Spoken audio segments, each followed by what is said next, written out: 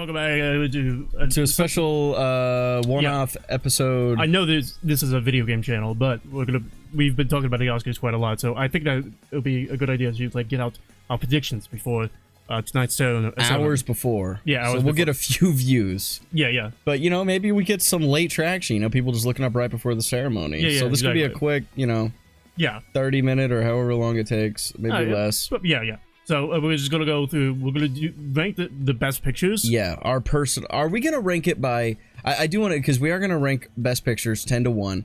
Are we ranking by like our rating? Our personal or rating. our personal, like based on just our favorites. I feel like our favorites would be because better. that's different for me. Yeah. So I feel like we'll do our favorites and then we'll say which one will win. But I think we can do like the smaller categories first, and then end with the best picture stuff.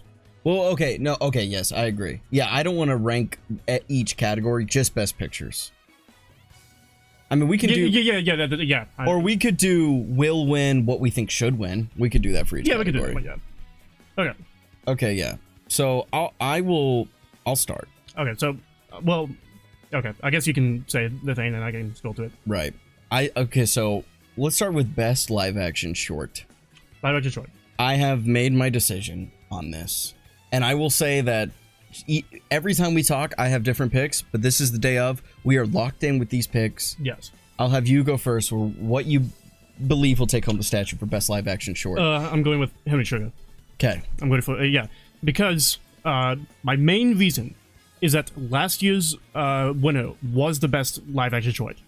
It was The Irish Goodbye, which is a fantastic film. Yes. And it was so... The cat's taking a shit. So the Irish Goodbye was like so much better than like all the other nominees that it had to win. All right, Henry Sugar is so much better than the other nominees that it has to win. Disagree. I don't think it's so much better than Invincible. Invincible, I think, is great. Invincible was the best one. It's good, but I felt like it was like... I think it was fantastic. There's a lot of gimmies when it comes to like conflict. Yeah, but it's a true story. Yeah. So can't really say Make it more dramatized. Make it more Hollywood. You know what? Going with? I have flip-flopped on this one a lot. Yeah.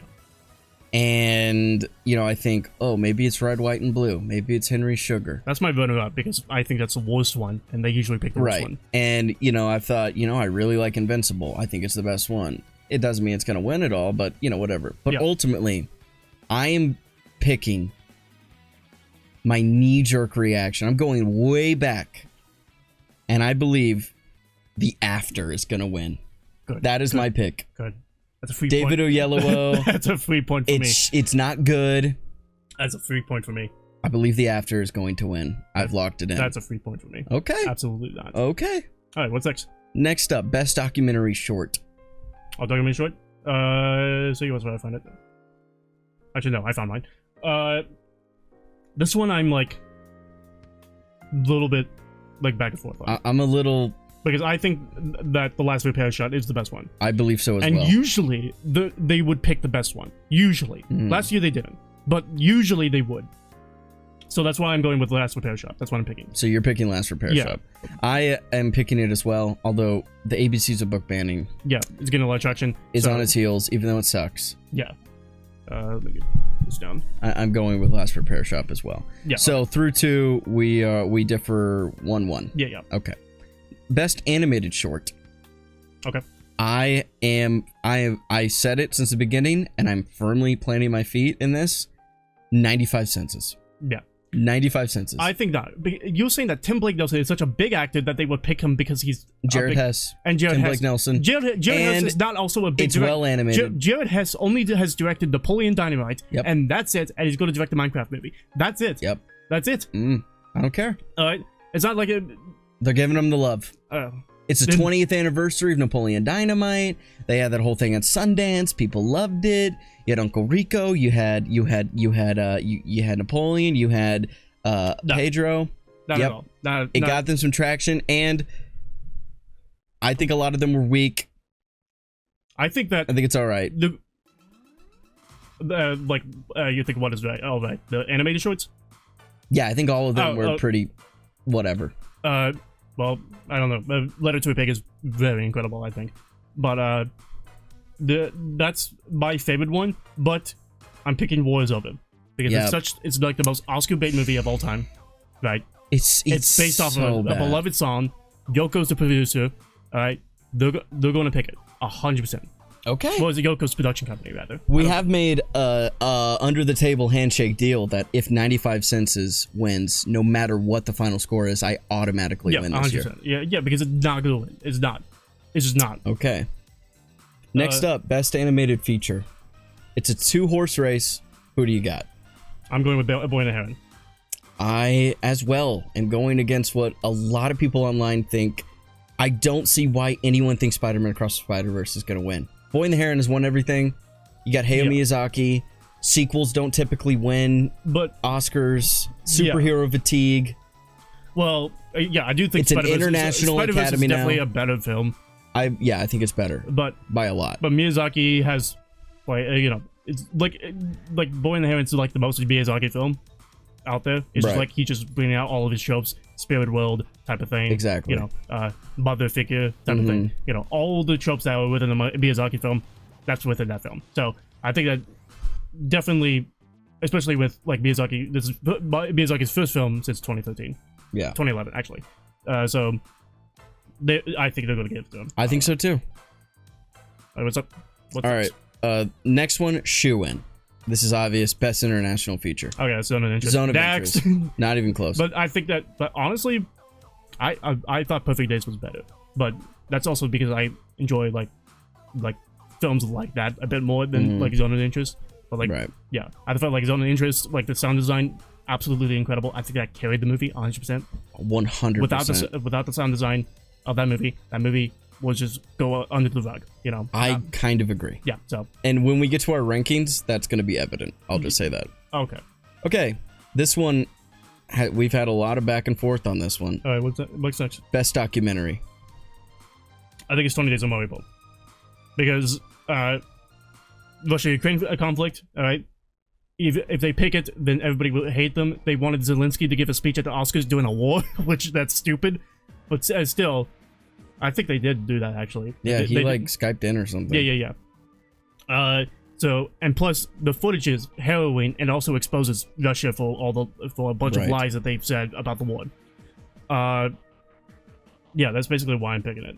I think that in terms of a filmmaking perspective, I felt like the narration was a little bit too much. But like other than that, it was a little heavy-handed, which sounds stupid to say, but yeah, like the filmmaker seemed a little too much like, wow, look at me doing all this. Yeah, give me like context to what's happening, but still, like you don't have to be like, so close to the mic, like 5 a.m. voice. I completely agree with that.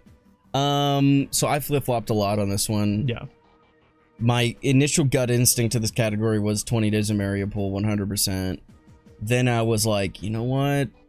I think Bobby Wine could do this. It won at the Documentary Film Festival Award, where they exclusively vote on documentary. It won. Although, if you look historically at that, it almost never lines up with the Oscars, except for like one exception, like 2018. So, because of that, and because of the recent and unfortunate death of Alexei Navalny, which Navalny won Best Documentary Feature last year, I think that only adds to the fuel, considering that the voting only ended like a couple days ago. Yeah. So they're not going to pick the Russian documentary after a Russian guy that they like dies? No, I'm picking 20 Days of Mariupol. Oh, okay. Yeah. No, I'm saying like I was on the fence, but now I'm like, you know what? It was my gut instinct anyway, but after that, it's definitely going to win. Okay. Even though it's not, I don't. Bobby Wine's my second favorite though. But. I think Bobby Wine and like the fact that was the best one, but I can't be mad at. But the fact that it's also Disney, so that also adds it to. And it's just really good. I thought it was just really, really good. But yeah. All right, best original song. I'm going with Billie Eilish.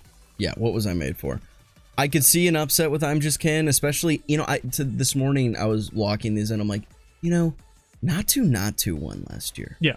If Naatu can win, I'm Just Ken could win. But What Was I Made For? But Naatu was the best song of last year. It was. What Was I Made For is the best song. But I think they might go with I'm Just Ken, like, just for you know, because it's popular and also it's like a fun song, right? But what was I Made For? Won best song at the Grammys. Yeah, it won outside of being a movie song. It just won best song. Period. Like it's gonna win. Yeah, and it should win. Yeah, you're right about that.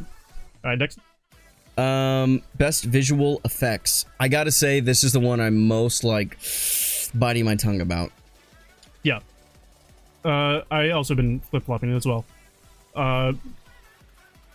Yeah. Oh, Jesus. You're locking in. Yeah. Once you say it, it's gold. So here's my reasoning. Okay. I'm going with the creative. Because there's CGI throughout the entire film. Right? There were character designs that were literally just pure CGI. You can see through their head or whatever. Exactly. While Godzilla, there's still a lot of scenes where they're in the board meeting room, or he's talking to his wife or whatever. You know, so as like those scenes, which has very good production design, honestly. Like, I'm surprised they didn't get nominated for production design, but like, I feel like the spectacle of Godzilla was bigger because like whenever he used his fucking Pokemon Hyper Beam, right, and destroyed the entire city, like holy shit, that looked incredible. Oh yeah, and the budget was crazy low for that movie. Yeah, so like those moments, absolutely, I think it should take it. But I think the Oscars should go to like more CGI. Pick that one, and it's also not Marvel. Not Marvel. Yeah. Right. I am also going with the creator. Okay. Because of its low budget, and it was very bare bones, and it still produced. The movie was not good, but what they achieved with the budget and everything, and like it was filmed with just like a $3,000 camera, blows my mind. Except Godzilla Minus One was made for $15 million. The creator was made with 80 million, which are both crazy low, but like 15 million. I just think the visuals are better in the creator though than Godzilla. I mean, like for 15 million, honest, great. I did watch Godzilla in like the most shitty quality because they haven't brought it to streaming. Yeah, and there's no way I can watch it in the theater. Right. So it was like the worst possible quality. Yeah. It was also for A Boy in the Heron. I had to watch that as well. Yeah. With from cam footage, and like the subtitles were not accurate as well. God. So I had to basically gather from the emotion of the scene, and also like from like it was like the cam footage I saw was like Lithuanian. So it was translating from Japanese to Lithuanian. Bro, from Lithuanian to English. You should have just waited. No. Should have just waited, man. No, I'm gonna watch it again whenever it does come. Yeah. Okay. So we are agreeing. We have agreed on every category, but animated short and live action short thus far. Okay. Next up, best hair and makeup. Yeah. This one is. I will say hair and makeup, costume design, and production design are the three. It's a three-headed monster that I think will decide this race for us. I ultimately went with the one that has, I think, the most Oscar likely makeup win, and that's Maestro. Shit. Yeah, I also did. Damn it. I was win Maestro as well. You have him aging over time. Yeah. It is great makeup. It's the biggest strength. They do have that makeup in Oppenheimer with Killian actually slowly becomes older and older. Yeah. Which that looks good, and also RDJ looks good as well. Right. But yeah, there's no way. I would not. If anything, it's Poor Things at second place. Yeah. But with Poor Things, the only thing that's striking about it is the Willem Dafoe prosthetics. The Willem Dafoe is like the thing that was like, okay, that's great. Yeah. I just don't think it's enough. No.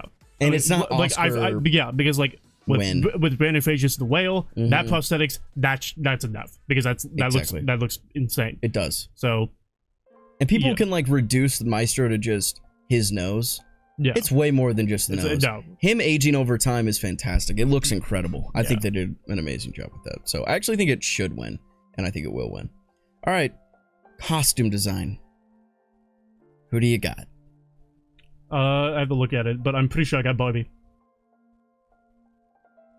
Okay, lock it in. I gotta know. I'm pretty sure it's Barbie. Costume. Where is it? Where is it? But I'm pretty sure, yeah. I'm certain that I put Barbie. Because the person who did Barbie's costume, yeah, I have Barbie. So the person who did Barbie's costumes also has won like Oscar, and it's like pretty big. Right? Yeah, they usually won, I think, 2 Oscars. Yeah. They usually give the same person the same Oscar. I agree. The costume design. I've also gone with Barbie on costume design. Production design? This is gonna kill me, but I put Poor Things. Because oh my god, it's incredible how, It is. How those look. It is. Like, I think it's the most impressive production design. yeah, absolutely. Yeah, definitely with Barbie, they've nailed that, like, that aesthetic, right? And, like, toy... They made Barbie Land. Exactly. But still... But in the real world, the production design is kind of dog shit. Well, which I don't know. I think that's purposeful, but... Yeah, but we had, like, the Mattel Corp, you know, the interior of that was... Pretty decent, I guess, yeah. Yeah, so... I'm going with Barbie for production design. Okay. So that's where we're going to differ. Yeah. That's going to be a key category. Which usually they would give the techies to the same movie. Like they did for fucking All Quiet on the Western Front. I'm still pissed about that. They gave it everything, all the techies, even though it did not deserve a lot of those. I think it deserved it, but yeah. No, it did not. Score as well. Score did not deserve score at all. It's a tough call, but... It was dog shit. No, it wasn't dog shit. It was. Best score. Oppenheimer, yeah. Oppenheimer. Best editing. Oh, editing, Oppenheimer. Oppenheimer, yep. Best sound. I'm going with Zone of Interest. You are? Yeah.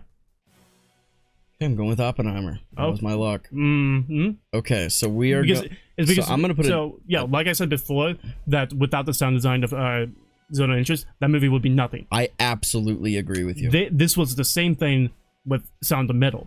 Without the sound design in Sound of Metal, that movie would not be as incredible as it is. Totally agree. Yeah. Except Oppenheimer sound. But Oppenheimer's sound is just the loudest movie, which they usually go for. They do go for the loudest movie a lot. But it was just the best part of the movie was the sound and the score. Yeah. I agree with you that Zone of Interest, it had the most striking sound because I agree with you, it made that movie better than just an average movie, in my opinion. But yeah. I think Oppenheimer wins sound. Okay. Best cinematography. I believe I have Oppenheimer. Even though Poor Things had much better cinematography. Ooh, really? Much better cinematography? Poor Things, yeah. The use of color and lighting in Poor Things is striking. It's good. It's like insane. It's good. But yeah, I have to find it again. But I'm pretty sure, I got... I got Oppenheimer. Okay. Best adapted screenplay. You got Oppenheimer as well? Yes. Okay. Adapted screenplay. You might disagree. I'm going with American Fiction. I am as well. Come on, dude. I'm going with American. Even though I think it's a shit screenplay, to be completely honest. I thought it was fine, but like it's very much meta that they would pick it, and also it's like a runner up, like the front runner that of that category. Yep. No, I have American Fiction. Barbie I could see, but I'm ultimately going with American Fiction. Best screenplay. I have Anatomy of a Fall. I have Anatomy of a Fall as well. I said that months ago. Although I could see a surprise win for Past Lives. Yeah. But Anatomy of a Fall.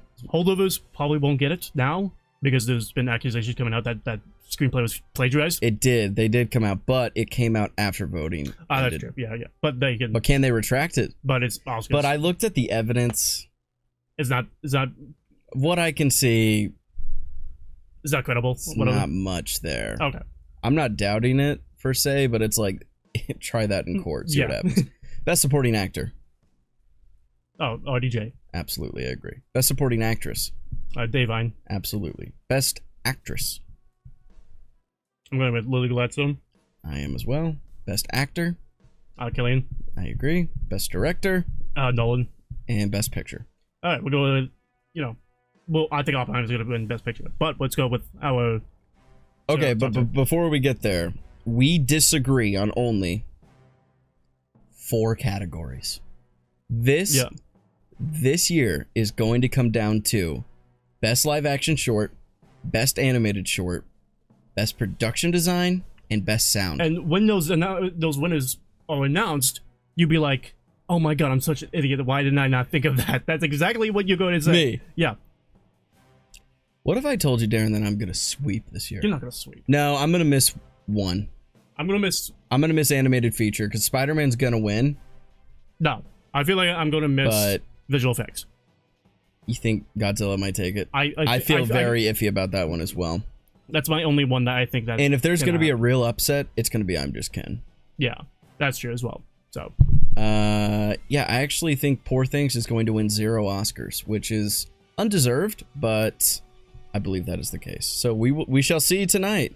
All right, yeah, our personal rankings. So are we? We're doing it by how much we liked it. Yeah. Okay. I can go first with my. I know for sure. I know for sure what my least favorite one is. Okay. It's Mike's Show, 100%. Okay. It's thinking about it again. It's kind of dog shit, and also it has soured on me big time. Yeah, since the first time it's very soured my feelings for Bradley Cooper as well. Same, because he's just kind of like an egomaniac. It's been really weird, especially when you consider the fact that I watched this video of like a Juilliard conductor and a Juilliard conducting professor break down his conducting scene. And he was as nice as possible, but it was complete dog shit. Yeah. He's like, if you put an orchestra in front of this performance, it would not sound like this at all. And once I saw that entire breakdown, I was like, oh shit. And Bradley Cooper has been That's awful. He's been spending 6 years. He spent 6 years doing it, and you can't. And the fact that he's also the director, and how many of these scenes are just like pushed on himself. Well, and also and he's trying to get like these Oscar scenes. I'm not someone who really like accuses things of being Oscar bait. This is one of the most Oscar bait things I've ever seen in my entire life. Like, I think that Bradley Cooper wants an Oscar. If he gets that Oscar, he might retire. Like, that's like how much he's like. Bradley Cooper's a phenomenal actor, and he is a really good film director, but he missed on this one. Yeah, I understand. Yeah. So you're saying that that's also your least favorite? No. Oh, well, what's your least favorite then? Without a doubt, American Fiction is number 10 for me. No. I was severely. You really got to get into the vibe of the movie, because the movie is telling you not to take it seriously. Right? No, I know. I did not like it at all. You didn't like the? I think it was poorly made. The Keith David cameo. I like Keith David. Okay, well, that's probably my favorite part of the movie. Was Keith David in there for 5 minutes? It was, the pacing was terrible. It was tonally defunct. It was very repetitive. Tonally, I don't think so. The performances do not deserve at all any recognition. Sterling K. Brown does. Sterling K. Brown 100% does. Not at all. 100%. Why? He was the most real character in that entire script. He was the most real one. In a bad script.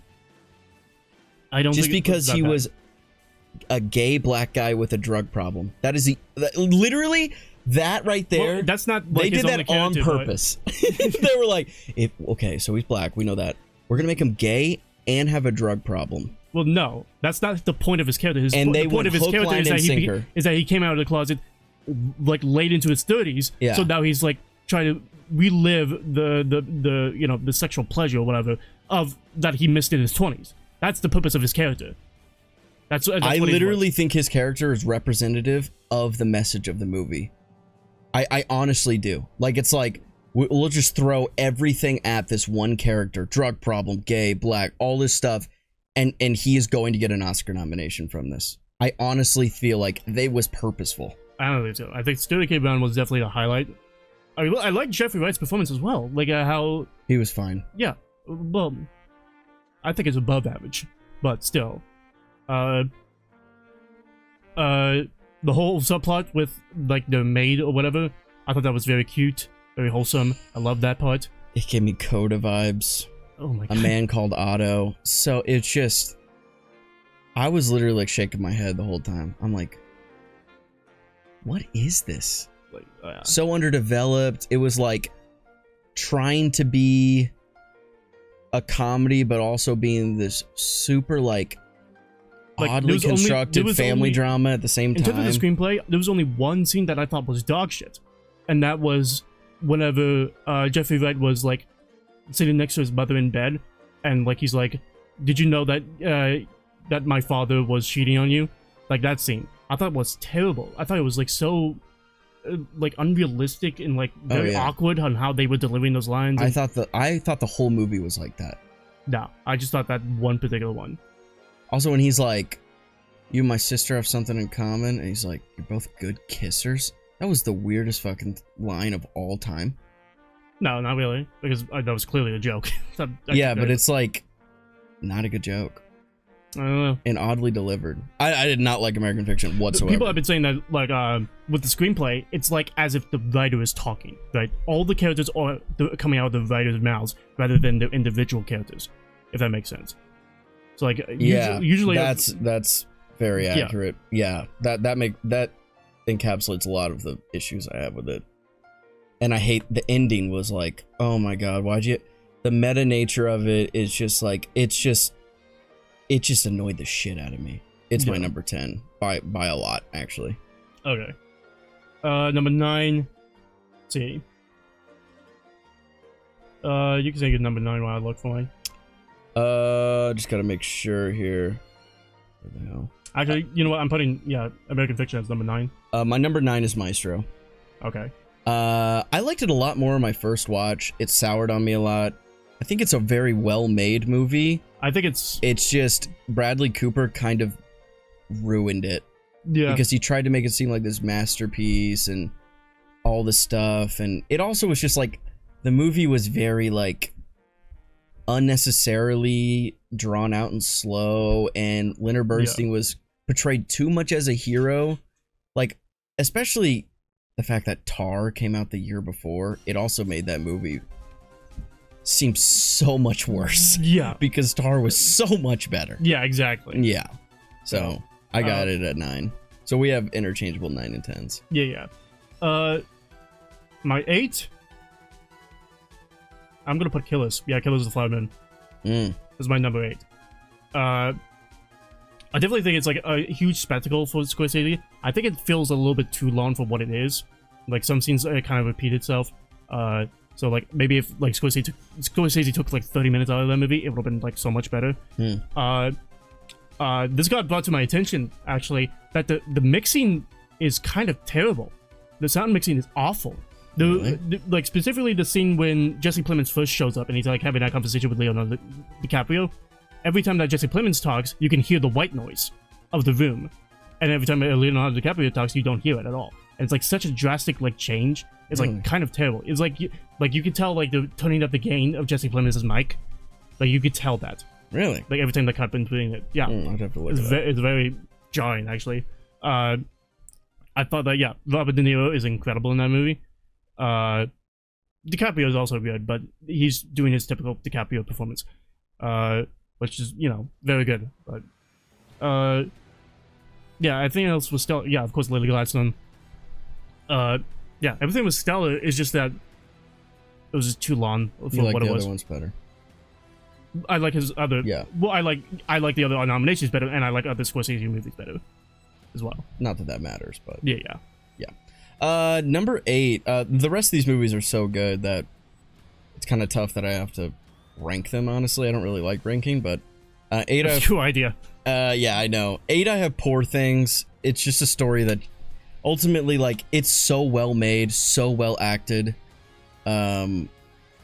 Technically great. I love the music. I think the score is so it's very like Kubrick and awesome in that way. Yeah. But ultimately, it's just the story is so shallow, and it's just like this like sexual yes. Nope. The story is not.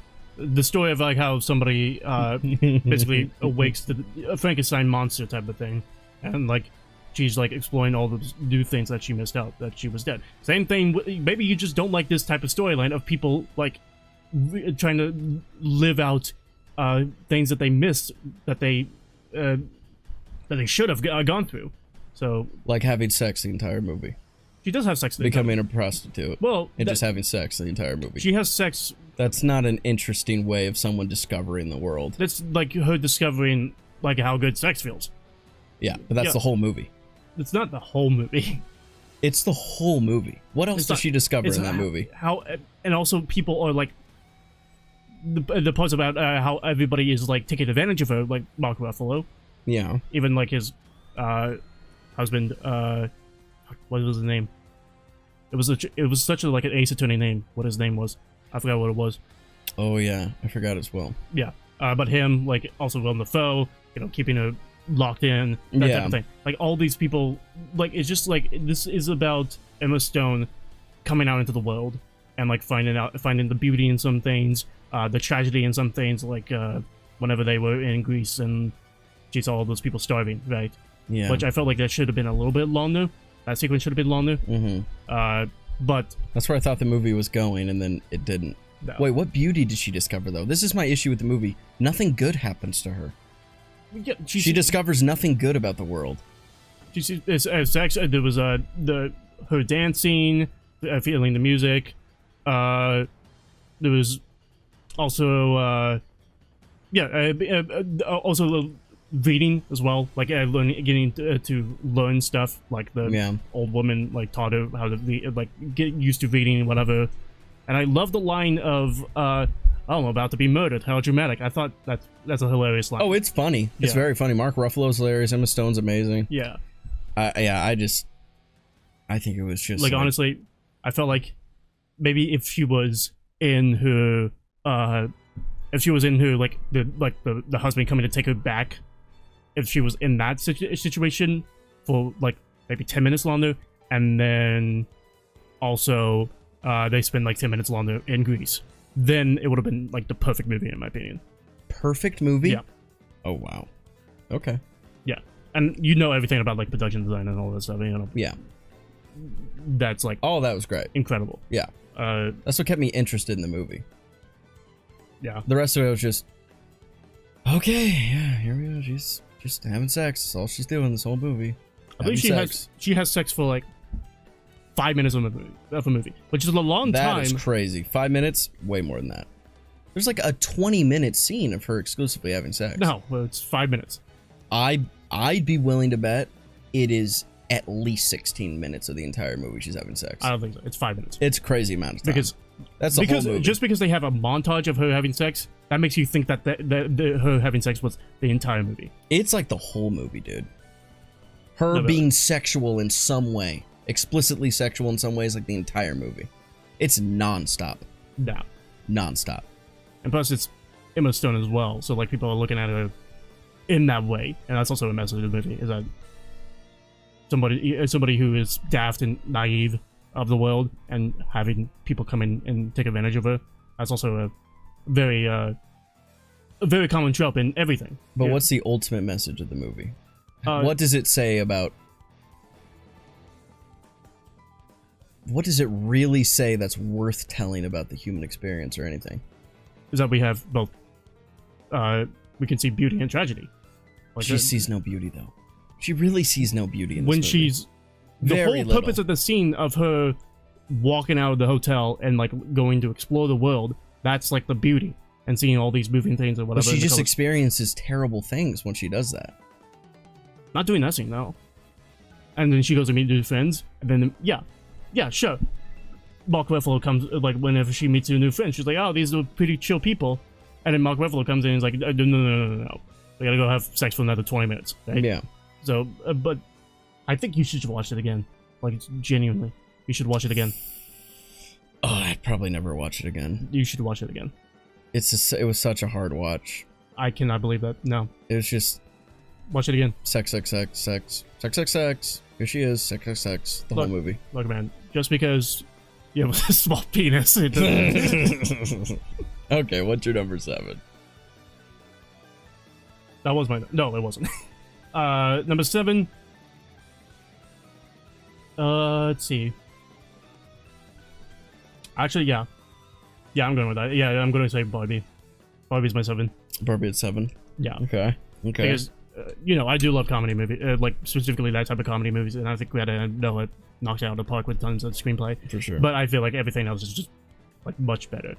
Much a better story. I think I just, like, getting Barbie into the outside world, I just, like, and back is just, like, didn't really compel me that much. I actually wanted them to have be in Barbie Land the entire movie, but... Yeah, they just spent a little bit too much time outside. I'd agree. 7, I have Anatomy of a Fall, which I think is... 7? Yeah. I thought 7 was Poor Things. I think 8 was... No, okay, you're right. 7, Anatomy of a Fall. No, I like... The only thing with Anatomy of the Fall is that the prosecutor was just, like, a little bit too much of a prosecutor, like, a little bit too much of, like a stereotypical bad guy. But other than that, I thought that like pacing, writing, absolutely performances are incredible. Yeah, no, it's good. It was really good. Dog, good. Dog, good. Child, actually good child actor. You know, it's very impressive for a director to get a child actor to perform like that. Like that's insane. Yeah, foreign kids are better at acting. Yeah, they do it because they understand the stakes of it rather than being born into it, and also they get casted for it as well. Yeah, it ultimately just had no like deeper effect on me versus some of the other movies had sort of that deeper moment I experienced, and sometimes that can make a big difference. Yeah. Okay. Next up, what number are we on? 6. 6. I'm going with Oppenheimer. Like right above Barbie. Yeah, I'm going with that. Oppenheimer right above Barbie. It's just a long movie, and that's it. That's the only complaint I have about it. The tonal shift between, it being boom, boom, boom, boom, boom. We gotta investigate. We gotta like research this. Take out the fucking marbles out of the jar. You know that stuff, and then immediately switching over to courtroom drama. Yeah, right. It was like, I just felt like those pacings like. It does creates a midpoint, but still, I just think that it's just like too jarring between those two pieces. Because like, if we consider like a movie like Jaws with a very obvious midpoint, we're in the beach and then we're on a boat. Yes. Right. That's like the midpoint. There was still a lot of action happening on the beach, and then there was a lot of action happening on the boat. Right. Like it's still an equal amount of action, but we're in different locations. Yeah. So like, I felt like if they kept the tone of it the same. Or like in between the midpoint, then it would have been a pretty much better movie. But Nolan, I always have difficulty with Nolan movies because of his flip-flopping and his story structures. I think sometimes just aren't earned necessarily. Number 6, I have Zone of Interest. I think that it looks great, sounds great, but otherwise just not quite the cream of the crop of last year, and I think the ending is really good, but also there's something a little jarring about like going to shooting current time? To the current time a little bit. That's like I can appreciate it, I understand it and everything. I don't think so, but it's like it's just a little. It kind of takes me out of it a bit. It makes me feel like oh, now I'm no longer watching a movie, which. I can understand that being the intention, but just little things when it's still a great movie. Yeah, I guess so. But there's some incredibly memorable, horrifying scenes. Absolutely. And what am I on? 6. 6? No. 5. Okay. 5. I'm going with Past Lives. It's like it's a very good romance film, and like I love like the chemistry between these characters and like all the writing and whatever, but it just doesn't have like that. It's very. I feel like it's very slow. Cinematography is great. I get like the whole message. It's just that like I just think it's good. That's it. I'll give it it's like a 75 out of 100. It's good. Yeah. 75. Wait, what do you give Oppenheimer? I'm giving Oppenheimer now like a 72. So C-. Yeah. For Oppenheimer. Holy shit. Okay. I'm grading them based on a C- is still above. Well, C is average, but in terms of 70 for me, that's above average. 60 is average, 50 is below average, and below 50 is terrible. Okay. Yeah. Number 5, I have The Holdovers. Okay. It's it's a great time. It's cozy. I love the only thing I feel about the Holdovers that's like a complaint is that I wish that those characters that were with them at the beginning stayed with them rather than the movie did lose Mr. Tully, something about it. Paul Giamatti and Dave Vine. The movie ends like 4 different times, and because of that, it made it feel like 20 minutes too long because it kept feeling like it was stopping and going there at the end. They're all 4 like good endings, but it was still like 4 endings. I think that the movie would be so much better if it had ended like 20 minutes earlier, but regardless, it's still I think Dominic Sess is amazing. I think Dave Vine had the #1 best performance of last year. I don't think there was a better performance than her in that movie. Paul Giamatti was phenomenal. Actually, yeah. I love the film grain, 70s style, the music, the graphics, all that. The time period thing. It's incredible. I thought, very well done. It was great. I keep on forgetting we're on 4. I'm on 4. Let's see. I'm thinking my top 3 first.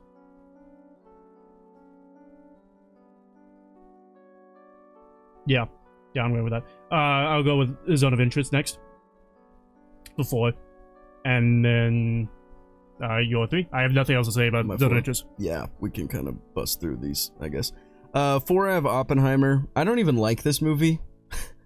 I really don't. I want to rewatch it. I've been meaning to rewatch it, but it's just Christopher Nolan rarely works for me. Which I feel like he sacrifices I don't know lot. with like the Dark Knight trilogy. Yeah, sure, maybe Dark Knight Rises is shit, but like still, like the first 2, they don't really follow Christopher Nolan's style. Oh no, I completely disagree. I don't think so. I think the only thing that helps him with those is that he has pre-existing characters. Like, I think he's a terrible character writer, Christopher Nolan, and he's. I can probably agree. Yeah, I can agree. He and specifically, the way he writes women is so awful. It is so awful, and he's just always trying to like fit in a twist when it's not even necessarily needed, and his time jumping and story structure sometimes just totally unwarranted. Yeah. There's honestly only 2 Christopher Nolan movies I genuinely like, and that's Memento and Inception. All the rest, I really honestly, and I understand how crazy this sounds, and I'm not trying to sound crazy, I do not like them. I actually do not like them, and I know that's so crazy, but Oppenheimer's one I don't like, but I do think it's masterful filmmaking. As if like Dark Knight is like insane, like yeah, I don't clearly like the best Batman movie. It's much better than the Batman. Yeah, I'm not sure that there's any great Batman movie, but I think I don't know, the Batman I have a lot of issues with as well. Not even Tim Burton's Batman. It's fun. It's a fun movie. No, and that's what it is. You know, if you come out of it and say it's a fun movie, then it's a good movie because it fulfilled its purpose. Okay, calm down. Calm down. It fulfilled its purpose. Yeah, Oppenheimer 4. It's a great movie. It should win Best Picture, I guess. Sure, it's deserving, but I don't like it really. All right, 3. 3 for me is Anatomy of a Fall. You might sense a trend on this channel that I like courtroom dramas. I thought those were very well done, and like every new piece of information, I'm like, oh my god, yeah, I totally get it. That doesn't look good for Sandra. Yeah, we're dealing with small margins. I think Anatomy of a Fall is great. Yeah. All right, what's your other 3? Number 3, I have Barbie. Okay. I think that this movie is going to age phenomenally well, and that kind of is a big testament to the way I feel about it. I think it's wildly funny. I think it's probably the funniest movie made in God knows how long. I think it is I think it's more of an achievement to cinema than Oppenheimer is, because Barbie should have and could have so easily been fucking terrible, and it somehow turns out a culturally relevant, but this is like a socially sound, well-written. Yeah, and that's like thanks to Greta and Noah. And Greta and Noah, Greta Moore, obviously, kill it. And I mean, like, Margot Robbie got the job done. Ryan Gosling got the job done. The supporting cast is phenomenal. America Ferrera, Ariana Greenblatt, Michael Cera, Kate McKinnon, Will Ferrell, Simu Liu. They're all Nakuti Gatwa. They're all phenomenal. And there's just so many memorable scenes. Rebel Wilson. Was she in it? I think Rebel Wilson was in it, yeah. And I think that it's a movie that will have the most relevance 20 years from now. And whether that ultimately matters or not, I don't know. But I feel like it kind of does. And that's why I view it so highly. I think it's a really great movie. And I think that perhaps the best scene of any movie of last year was her scene with the creator of Barbie, Rhea Perlman, the actress, in that white room with What Was I Made For and the tears, and her ultimately making that decision to transcend, to complete her hero's journey. Beautiful. Beautiful scene. So I view Barbie really highly. Yeah. For those reasons. I mean, yeah, it's a good movie. And it's just extremely well made. I love how What Was I Made For is intertwined into the score, and it's awesome. It was, very good. It's just, it's low in my list because it's a comedy, and like usually dramas would like punch you much harder in the feels. So, of course, totally understand that. Yeah, totally get that. I say that, but in my top 2 is a comedy. All right, what's your number 2? Number 2 is Past Lives. I think it's the best written movie of last year. I think a camera served more to a movie. A camera served more to a movie than any other movie than Past Lives last year. What Celine Song does with the camera, without saying anything, is absolutely jaw-dropping and beautiful. Greta Lee is amazing. I think John Magaro is amazing. Her husband is so good in that. The music is so subtle and great and beautiful. I can totally see you thinking it's slow. That's one of the most subjective parts of any movie. I think that it added to the heartbreak, the way that it was paced personally. And I just walked out of the movie I just felt like I watched the most beautiful thing. It's probably like the first movie I'll be watching. The first one to rewatch? Yeah. I just absolutely loved it. And I watched it in the Moxie, so it's just small, intimate theater. It was with Savannah. I just feel my heart breaking. It was just so beautiful. It just blew me away.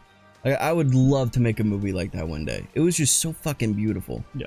And so I got it at number 2. Well, you do not want me to make a movie like that, because I was just I was just make the American be the most racist person. I would definitely go to rewatch Past Lives, which is why I think you should rewatch Poor Things, because that's my number 2. Poor Things? I get it. Yeah. I get it. Definitely. I do my best to try to view movies as objectively for what they are. I do it so much. This just for me, the story just didn't translate in any way, and that ultimately has to take some sort of effect on me. But I completely understand having Poor Things that high. It is a masterfully made movie. Yorgos Lanthimos is one of the best directors alive. Yeah. And if the story worked for you, totally get why you view it so highly. All his other films as well. Okay. So, and that leaves us out number 1. Oh, number 1, yeah. I actually don't remember. What is your last number 1? Number 1 is the only movie I gave a perfect score to last year. 100 out of 100. You haven't said Killers, have you? Nope. Killers of the Flower Moon is a perfect movie in my mind. And many people wouldn't disagree with that, to be honest. I mean, the critics wouldn't disagree.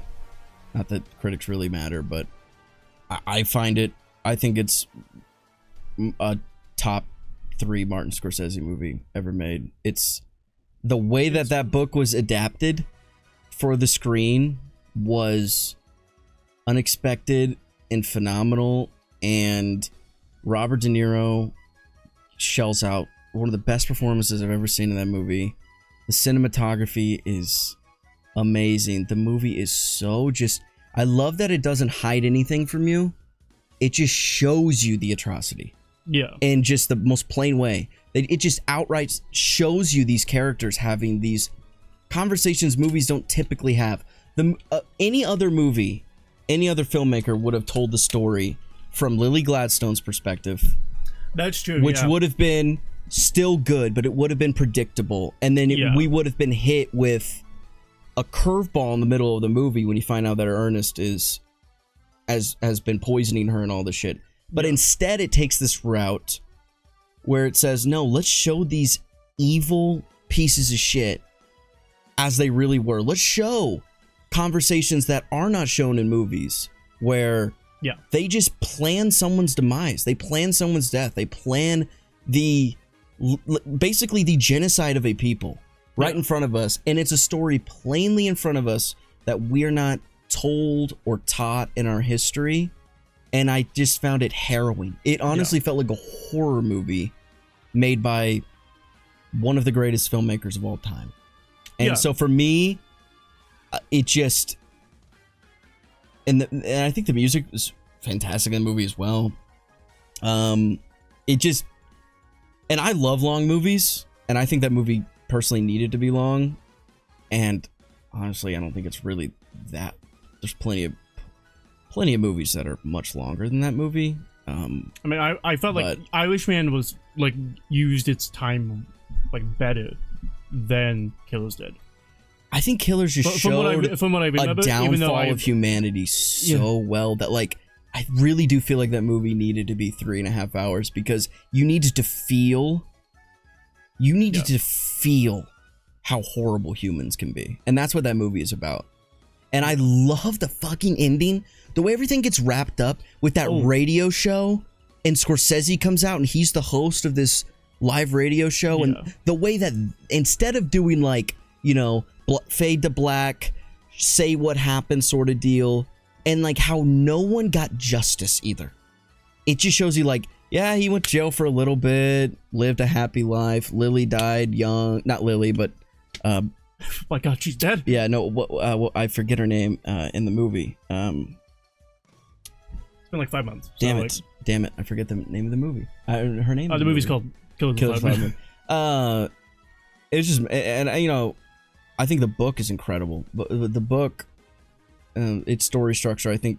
You've read the book? Yeah. I read the book before I saw the movie, and that's what blows me away most about the book is that. Okay, maybe maybe I'll read a book. The unexpected way that they adapted it for the screen, I think, is just phenomenal. And like, I think, man, like that opening, like that first interaction between De Niro and DiCaprio, where they're talking, and it sets up those characters so perfectly for the rest of the movie.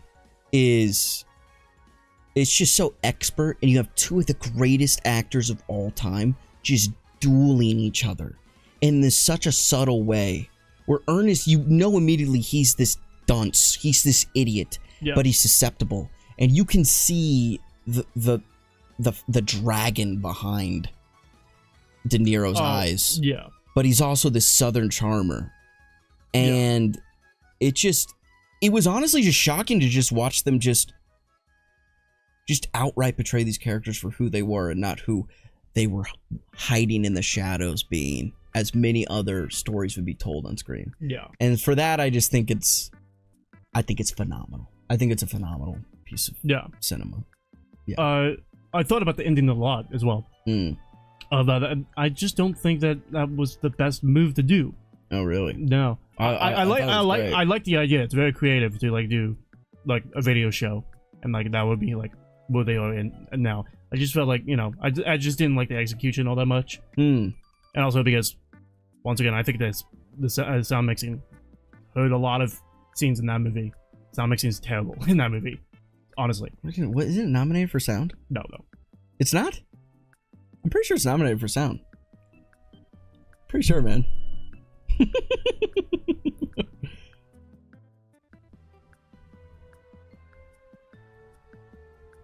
Watch me have a aneurysm. No, it's not. It's not? No. Good, because it's like, especially for like the I'll have to rewatch, because I remember the sound being great. Yeah. No. Especially that ending. No. You see everyone making all the sound effects and stuff. That was amazing. They're making the sound effects, but the microphone quality is too good for the time. It sounds nothing like microphones during the 50s or 60s. It sounds nothing. It's like clear microphones. You know, there's like no attention to detail in terms of the sound mixing, right? Or the sound editing as well. Actually, editing is fine. It's true, but wasn't the sound being portrayed as it would sound like if you were just sitting on the stage, right? Because Scorsese is speaking into a mic, but it's as if we're hearing it play throughout the, like on stage, right? Rather than hearing it through the radio. Well, we are on the audience. We're in the audience right now, and even if he was speaking to the microphone, we would still hear it as. I remember his voice sounding like distorted, but I remember sound effects sounding like as if you were in the room with them, because they're making them live, right? Yeah. So wouldn't that make sense? Yeah, but I'm talking about mostly about Martin Scorsese being like. But I remember his voice being distorted, right?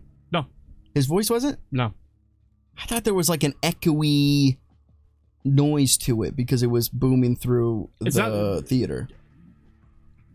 An echoing sound does not mean is not the only quality within those mics. Yeah, there's also like the peaking and like that's like staticky. I don't know how to describe it, but like if you think about like old animations, like the voiceover in those old animations, like that type of sound quality, you know, that should have been present, but it wasn't there. But yeah, I still think Killers is a very good movie. But yeah, he's great. I think all these are. I'm definitely not watching it again. I'm not spending 3.5 hours again.